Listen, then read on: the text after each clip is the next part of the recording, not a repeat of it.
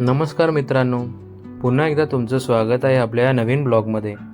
आज आपण चाललो आहोत श्री क्षेत्र त्र्यंबकेश्वरला महादेवाचं दर्शन घेण्यासाठी.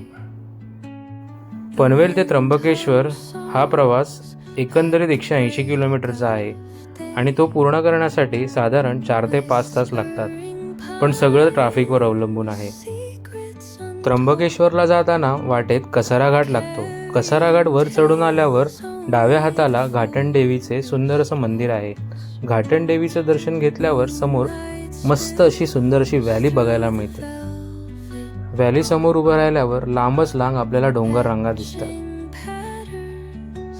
निसर्गाची ही रंगांची उधळण बघून मन अगदी तृप्त होऊन जातं.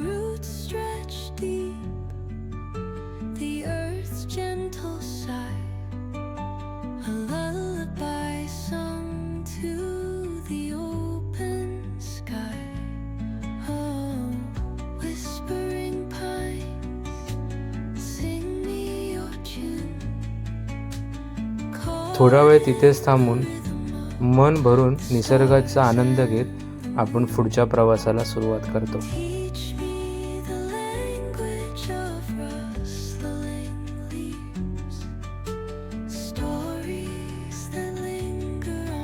त्र्यंबकेश्वरला पुढे जाताना आपल्याला वाटेत जीवधन किल्ला दिसतो.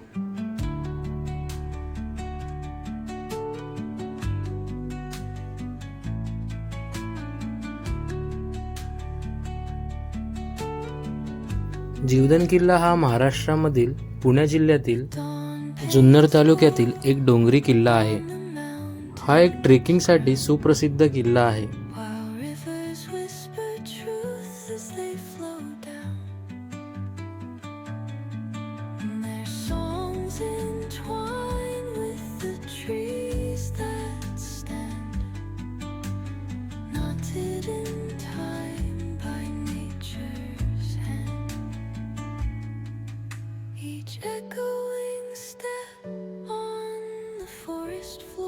काही किलोमीटरचा प्रवास करून आपण श्री क्षेत्र त्र्यंबकेश्वरला पोहोचतो आणि समोर अफाट अशी गर्दी बघतो. 200 रुपयाचा पास घेऊन आम्ही रांगेत उभे राहतो.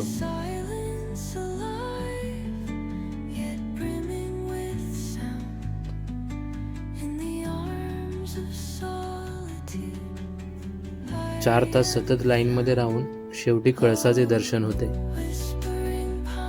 महादेवांसाठी फुलांचा ताट घेऊन मंदिराच्या गेटजवळ सुमारे 4 तासांनी आपण प्रवेश करतो.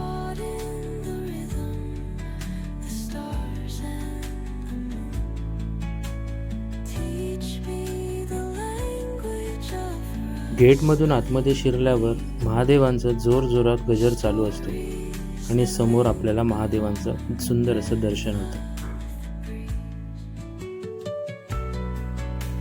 हर हर महादेव करत मंदिराच्या बाहेर पडतो.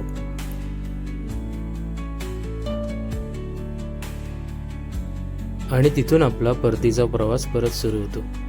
कसा वाटला आजचा प्रवास नक्की कमेंट करा, लाईक सुद्धा करा आणि सबस्क्राईब तर नक्कीच करा. चला येतो आपला ओपेन.